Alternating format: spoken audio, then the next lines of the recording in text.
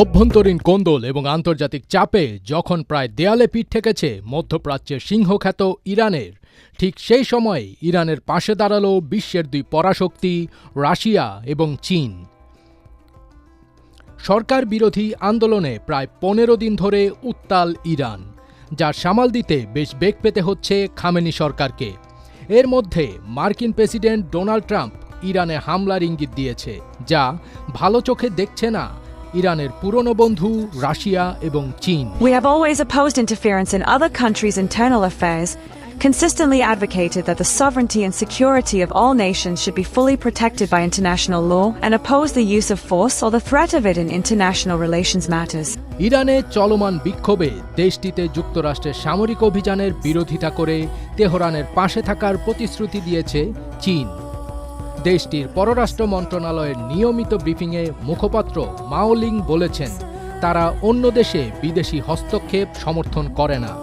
তিনি জোর দিয়ে বলেন, বেইজিং সবসময় অন্য দেশের অভ্যন্তরীণ বিষয়ে হস্তক্ষেপ প্রত্যাখ্যান করে আসছে। সেই সাথে সমস্ত জাতির সার্বভৌমত্ব এবং নিরাপত্তা আন্তর্জাতিক আইন দ্বারা সম্পূর্ণরূপে সুরক্ষিত হওয়া উচিত।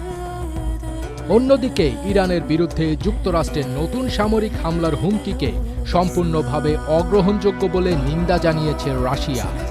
একই সঙ্গে ইরানের অভ্যন্তরীণ রাজনীতিতে ধ্বংসাত্মক বহিরাগত হস্তক্ষেপের অভিযোগও তুলেছে মস্কো। মঙ্গলবার ১৩ জানুয়ারি এক বিবৃতিতে রাশিয়ার পররাষ্ট্র মন্ত্রণালয় জানায়, ইরানে চলমান পরিস্থিতিকে অজুহাত হিসেবে ব্যবহার করে যারা আবারও দেশটির বিরুদ্ধে আগ্রাসনের পরিকল্পনা করছে, তাদের উচিত এর ভয়াবহ পরিণতি সম্পর্কে সচেতন থাকা।